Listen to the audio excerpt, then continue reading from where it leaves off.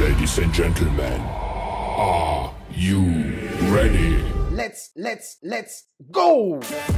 Didn't say anything negative, cause I just wanna hear it out your mouth, yeah. Give me fuel, it's a tool that I use to go ahead and run my mouth, yeah. I take shots, I take loss, I make shots, I miss lots. That's how you get big box, you get yachts, you swing lots and pop off a big shot. Hello cher Césien, j'espère que tu vas bien, c'est Z pour te servir. Aujourd'hui j'ai envie de me taper une vidéo 100% délire, c'est la fin des vacances, il y en a qui vont morfler dans le week-end pour rentrer à la maison. Du coup, une vidéo 100% délire, bah ça va faire du bien, je sais pas ce que t'en penses. Et donc, ready to rumble! Pour ceux qui connaissent ce type de référence, donc, nous avons le Terra Luna classique représenté par la CryptoLunk à droite et on a le meme coin ultra populaire Shiba Inu à gauche.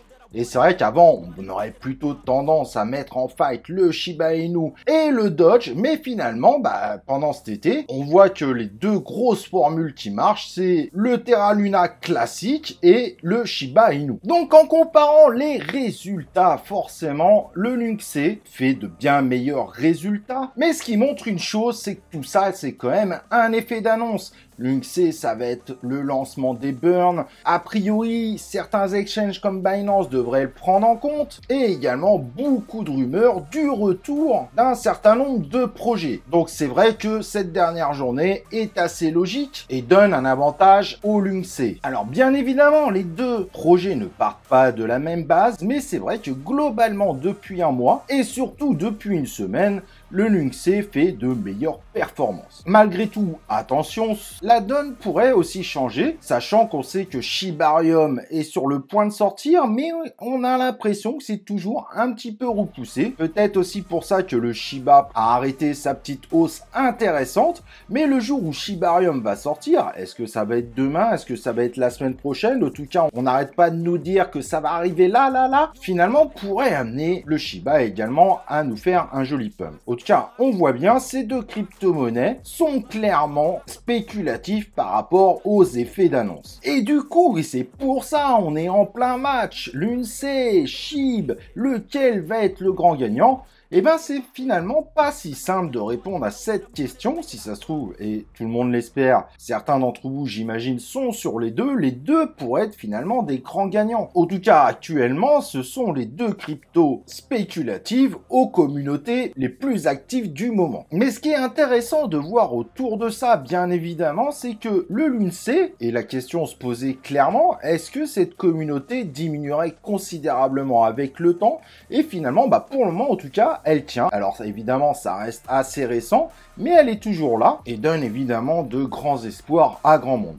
Après, évidemment, quand on entend certains chiffres, c'est complètement aberrant. Il suffit de faire quelques calculs pour comprendre. Mais malgré tout, en termes de possibilités, surtout en cette période de bear market, c'est deux crypto-monnaies qui pourraient vraiment sortir du lot par rapport à un ensemble des crypto-monnaies du top 100. Tout est relatif, évidemment, il faut comparer avec les market cap associés. Et sur le Twitter de la chaîne, je me suis amusé du coup à me dire Shiba Inu versus Terra Luna classique. Et bien qu'on est qu'au début de ce sondage et qu'il y a moins de 100 votes, malgré tout, la tendance est plutôt au Luna classique. Il y a un véritable espoir autour de cette crypto. Pour ceux évidemment qui ne l'ont pas quitté, qui n'ont probablement pas subi d'énormes pertes lors de son effondrement. Alors évidemment, si toi tu veux miser sur une de ces deux cryptos, voire sur les deux parce que tu crois aux deux, ce qui est tout à fait faisable bien évidemment. D'ailleurs, n'hésite pas à aller donner ton vote sur le Twitter, on verra ce que ça va donner à la fin. Il est important quand même malgré tout, si tu rentres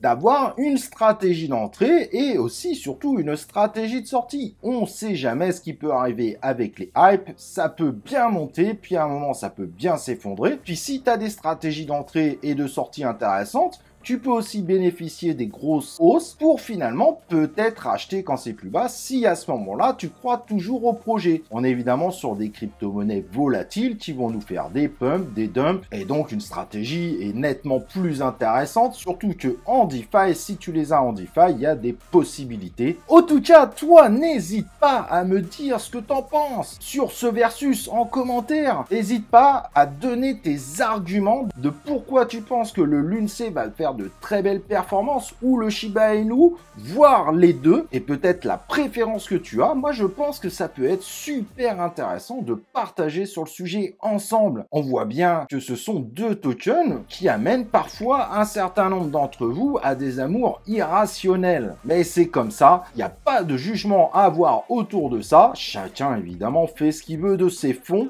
Moi juste, je vous recommande de sécuriser un minimum vos fonds avec des stratégies de sortie et des stratégies d'entrée, mais le fait de le répéter, déjà je sens que tu vas me dire que je te saoule. En tout cas, même si on sort évidemment de ce versus, je pense qu'il va être très intéressant de suivre comment vont évoluer ces crypto-monnaies ces prochains mois, encore plus si on finit avec un marché qui crache pour une actualité désastreuse en termes mondiaux.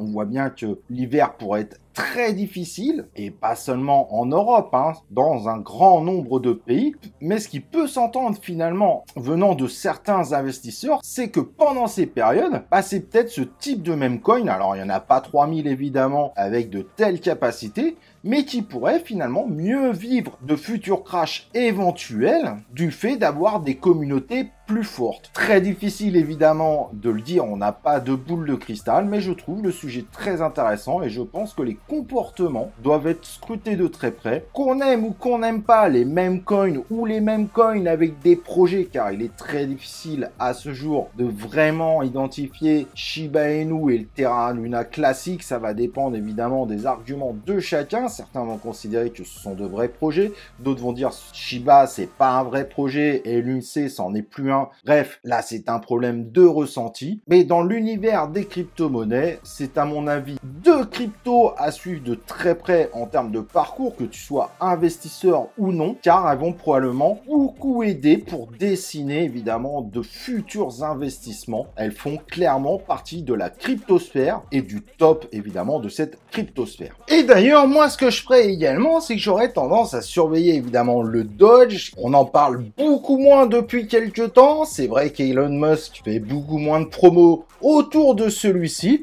mais c'est là où on va voir aussi si finalement les communautés peuvent durer plusieurs années. C'est pour ça vraiment que je te dis qu'il faut vraiment scruter, que tu aimes ou que tu n'aimes pas ce type de coin. Ils sont pourtant très importants pour préparer nos futurs investissements. Et je dirais exactement la même chose pour les 2-3 qui sont derrière, du type Elon Doge Mart, Baby Dogecoin, Floki Inu, car n'oublions pas qu'on les aime ou qu'on ne les aime pas, ils font marcher des écosystèmes et les impacts de leur hausse, de leur volume, de leur baisse ne sont pas des impacts que sur leur crypto-monnaie, mais évidemment sur leur blockchain mère. Donc pour moi, un bon investisseur dans l'univers des crypto-monnaies, qu'il investisse ou pas sur les mêmes coins, shitcoins, peu importe le nom qu'on veut leur donner, il me semble impératif d'analyser les comportements selon les bulles, les bears et selon les actualités. En tout cas, si tu es holder sur l'un, sur l'autre, sur les deux, je te souhaite évidemment de très bonnes performances sur tes investissements en espérant que tu auras des stratégies de sortie au cas où. Et maintenant que mon petit délire est terminé, je te souhaite évidemment des derniers jours de vacances reposants en espérant que la rentrée sera pas difficile. Un petit like sur la vidéo, évidemment abonne-toi à la chaîne YouTube, active les cloches de notification et nous on se retrouve pour une prochaine vidéo de C0.